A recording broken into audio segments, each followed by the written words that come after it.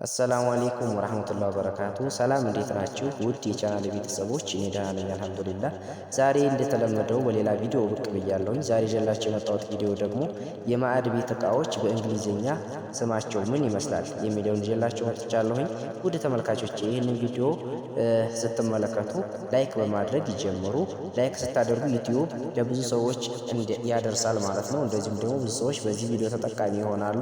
ውድ ተመልካቾቼ እንደዚሁም ደግሞ ይህንን ቻናል ሰብስክራይብ ያላደረጋችሁ እንደተለመደው ሁሌም እንደምለው ይህን ቻናል ሰብስክራይብ አድርጋችሁ የቻናሉ ቤተሰብ ይሁኑና የተለያዩ የእንግሊዝኛ ቋንቋ ትምህርቶች ያገኙበታል ማለት ነው።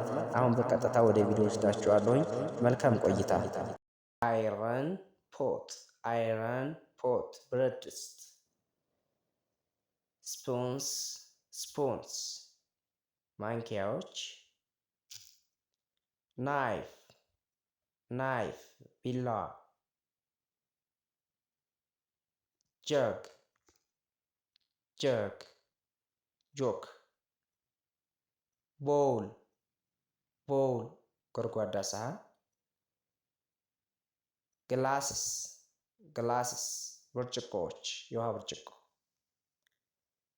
ውደን፣ ውደን ስፑን፣ ውደን ስፑን የእንጨት ማንኪያዎች።